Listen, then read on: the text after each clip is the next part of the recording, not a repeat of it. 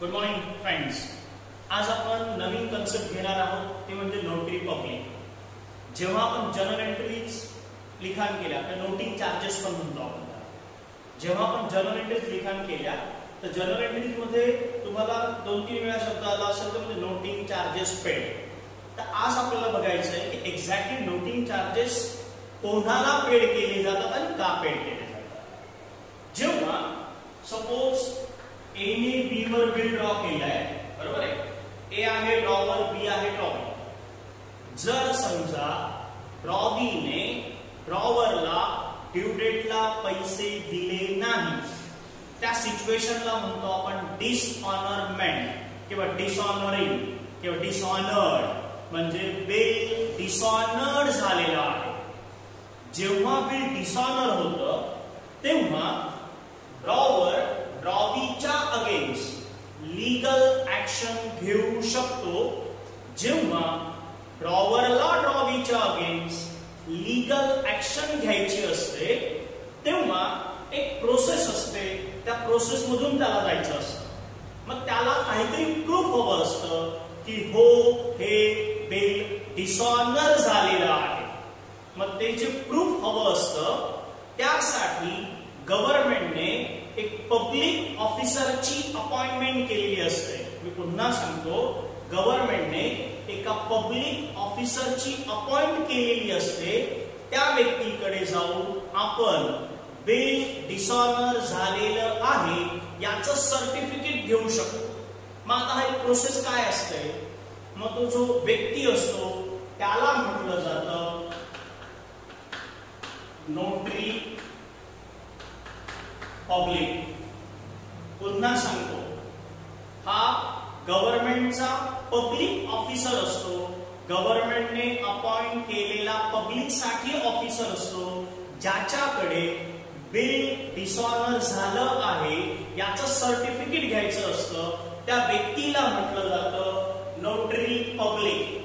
शब्द लक्षात घ्या, ऑब्जेक्टिव्ह साठी फार महत्वाचा आहे.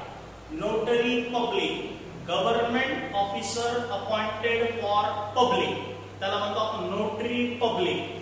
मग ड्रॉवर काय करतो, नोटरी ऑफिसर नोटरी पब्लिक कडे जातो, त्याच्यासमोर ते बिल प्रेझेंट करतो आणि त्याला सांगतो की हे बिल ड्यू डेटला डिसऑनर झालेला आहे. मग या सगळ्या प्रोसेस मध्ये नोटरी पब्लिक काय करतो, त्याच्या वतीने पुन्हा ड्रॉवीकडे बिल पाठवतो. म्हणजे नोटरी पब्लिक ते बिल पुन्हा ड्रॉवीकडे पाठवतो की हे बिल ऑनर कर. याचा अर्थ ड्रॉवीला सेकंड चान्स असतो ते बिल ऑनर करण्यासाठी.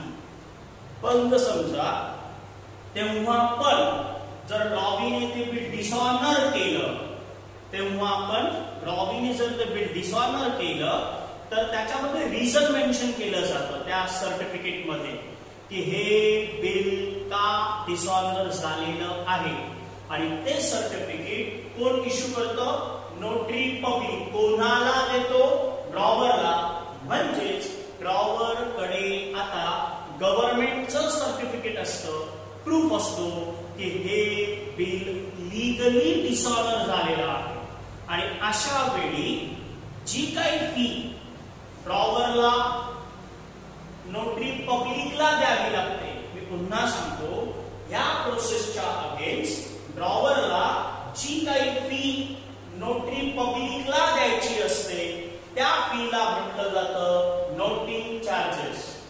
आय रिपीट, ड्रॉवर या सगळ्या प्रोसेसच्या अगेन्स्ट जी काही फी नोटरी पब्लिकला देतो त्या फीजला म्हटलं जातं नोटिंग चार्जेस.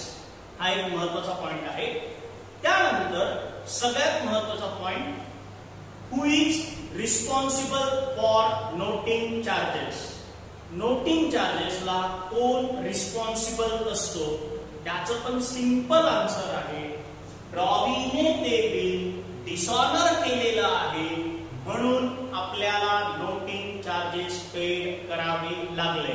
म्हणजे साधं सोपं सेंटेन्स आहे की drawee is responsible for noting charges.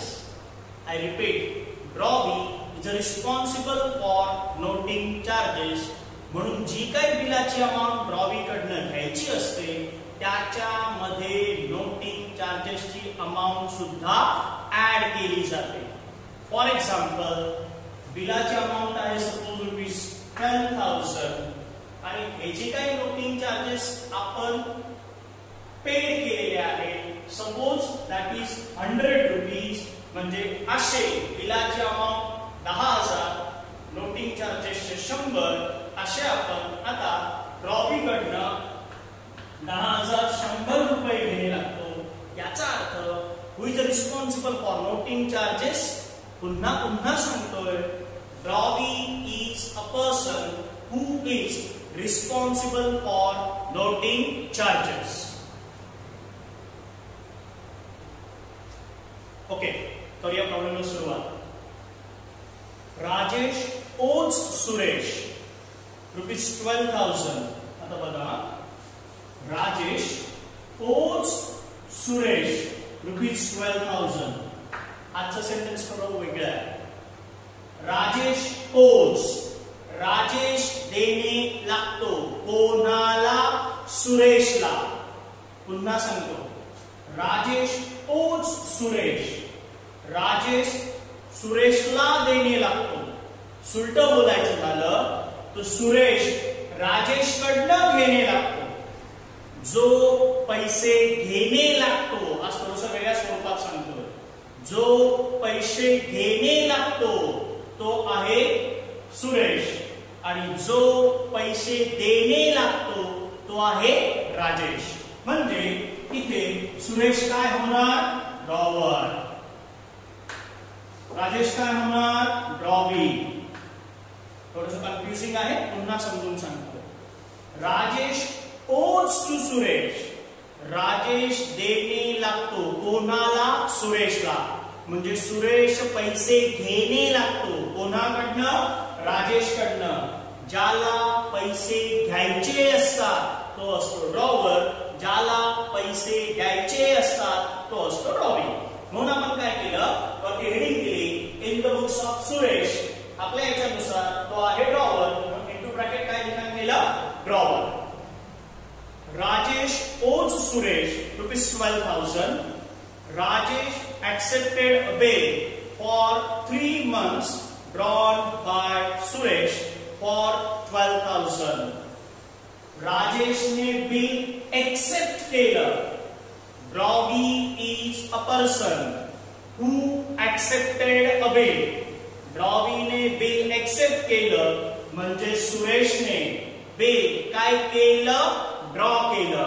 आपण ड्रॉवरच्या पुस्तकात एंट्रीज बघतोय, म्हणून आपल्या पुस्तकात नॉर्मल एंट्री होणार bill receivable account debit to Rajesh account.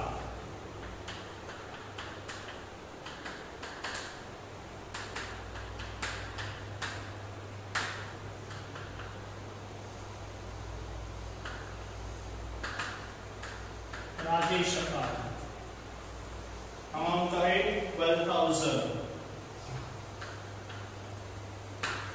12,000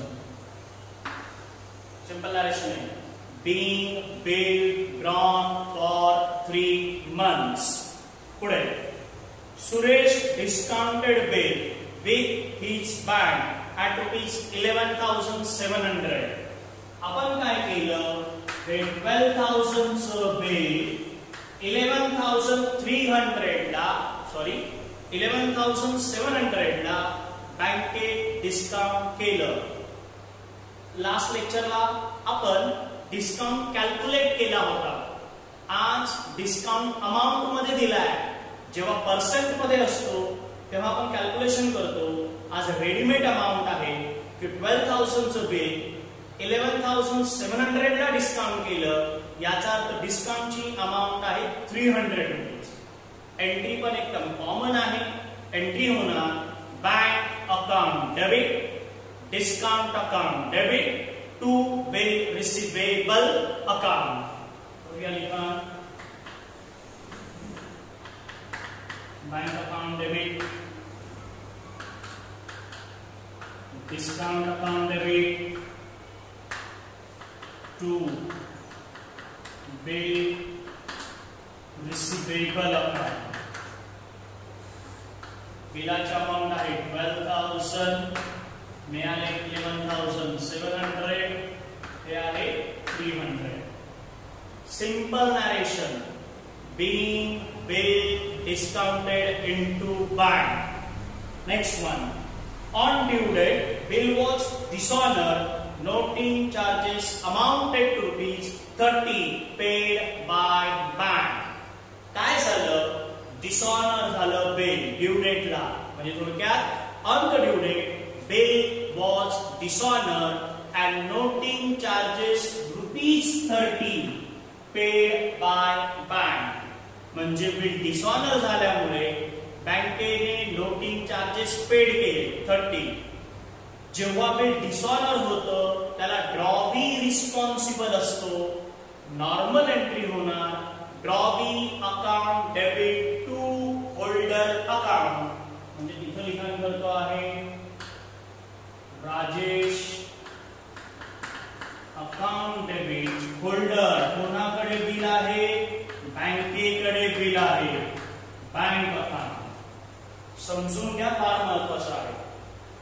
जेव्हा डिस्काउंटेड बिल डिसऑनर होतं आणि आपण नोटिंग चार्जेस पेड करतो त्यावेळी नोटिंग चार्जेसची अमाउंट ही डिसऑनरच्या अमाउंट मध्ये बिलाच्या अमाउंट मध्ये ऍड केली जाते. म्हणजे बिल आहे 12,000 प्लस नोटिंग चार्जेस 30. म्हणून एंट्रीची अमाउंट येईल 12,030. गोंधळ होत असेल पेन्सिल लाईनचे लिखाण करायचं 12,000 प्लस 30 म्हणजे अजून क्लिअर होईल. जर थोडीशी गडबड होत असेल तर हे आपल्याला एक्झाम मध्ये लिखाण करायचं नाहीये, प्रॉब्लेम मध्ये लिखाण करायचं नाहीये. समजून घेण्यासाठी समजण्यासाठी आपण ते लिखाण करू. नरेशन एकदम simple. Be discounted bill dishonour with किंवा including noting charges. Next point. Rajesh paid half the amount of bill and full amount of noting charges. आता आपण टी डायग्राम तयार करूया. ते म्हणजे किती पेड केले, किती रुपयांचं नवीन बिल आहे. तिथे स्टार टाकतो, लिखाण करतो कॅल्क्युलेशन ऑफ न्यू बिल. हे आपलं ओल्ड बिल ₹12,000. करेक्ट. त्यानंतर फर्स्ट एरो, पहिला एरो काय आहे? कॅश. सेकंड एरो काय असेल आपलं? आता न्यू बिल. पुन्हा वाचतोय. Rajesh paid half the amount of bill and full amount of noting charges. राजेशने काय केलं? बिलाच्या अर्धी अमाउंट दिली. बिलाच्या अर्धी अमाउंट किती आहे? इथे येतील 6,000 प्लस नोटिंग चार्जेस त्याच्याकडनं घ्यायचे आहे ते पण त्याने कॅश मध्येच दिले. मग इथं लिखाण करतो नोटिंग चार्जेस. म्हणजे त्याच्याकडनं कॅश मध्ये किती आले? 6,030. पुन्हा एकदा सांगतोय, व्यवस्थित समजून घ्या. Old bill amount 12,000. हा amount paid in cash 6,000 cash मध्ये दिले प्लस त्या कॅश सोबत त्यांनी नोटिंग चार्जेस दिले किती? 30. म्हणजे एकूण कॅश किती मिळाली? 6,030. 12,000 रुपयांपैकी 6,000 कॅश मध्ये म्हणजे नवीन बिलाची अमाउंट किती येणार? 6,000. खूप सोपं आहे. पुढे कंटिन्यू करूया. For the balance including interest 150 as a interest. आता हे पण फार महत्वाचं आहे की फक्त नवीन बिलाची अमाउंट नाहीये तर नवीन बिलामध्ये आपण इंटरेस्ट ऍड केला. किती इंटरेस्ट ऍड केला? 150. हे इथे आले 150. लिखाण करतो मी इंटरेस्ट. म्हणजे नवीन बिलाची अमाउंट आहे 6,150. महत्वाचा पॉइंट आहे, पुन्हा एकदा सांगतो, प्रत्येकाचं लक्ष असेल. 12,000 रुपयांचं बिल आहे, अर्धे कॅश मध्ये दिले, सोबत फ्लोटिंग चार्जेस दिले, म्हणून 6,000 प्लस 30 6,000 30. 12,000 पैकी 6,000 कॅश दिली म्हणजे 6,000 रुपयांचं नवीन बिल आहे.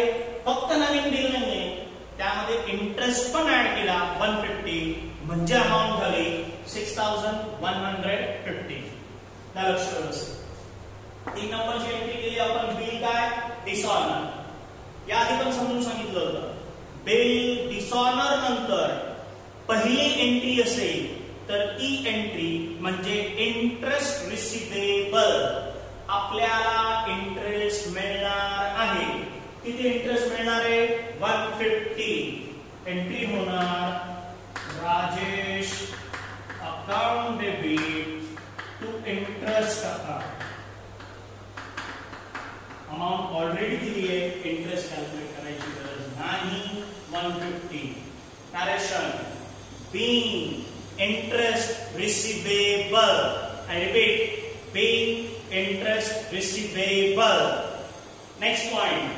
आता आपल्याला काय मिळणार? कॅश मिळणार. कॅश मिळणार ही पण simple entry, cash account debit to Rajesh account. 6,030. 6,030. याचं नरेशन असेल, being part payment received including noting charges. Next one, part payment नंतर पुढची एंट्री असेल ती म्हणजेच काय? ती न्यू बिल ड्रॉ. बिल जरी नवीन असेल, एंट्री मात्र तीच आपली, bill receivable account debit to Rajesh account. Amount आहे 6,150. 6,150. याचं नरेशन काय असेल? being new bill drawn including interest. being new bill drawn including interest. आणि इथे त्यांनी पुढे इन्फॉर्मेशन काहीच दिलेली नाहीये, पण अजून एक महत्त्वाचा पॉइंट सांगायचा आहे, तो म्हणजे जरी एवढी इन्फॉर्मेशन दिली असेल तरी सुद्धा यानंतर एक एंट्री आपल्याला करायची असते, ते म्हणजे new bill honour on due date. आजचा नवीन महत्त्वाचा पॉइंट आहे. यानंतर जरी इन्फॉर्मेशन दिली नसेल तरी new bill honour on due date म्हणजे 6. आणि 7 नंबरची एंट्री असेल ती म्हणजे cash account debit to bill receivable account 6,150. 6,150. Sir ते शेवटी आपली टोटल. याचं नरेशन असेल, being new bill honor on due date. याचं नरेशन असेल, being new bill honor on due date. व्यवस्थित प्रॅक्टिस करा. यामध्ये 2 महत्त्वाचे पॉइंट आहेत. एक तर म्हणजे नोटिंग चार्जेसचं कसं करायचं, आणि तिसरं म्हणजे जरी सांगितलं नसेल तरी नवीन बिल आपल्याला काय करायचं असतं? हॉनर करायचं असतं. Thank you so much.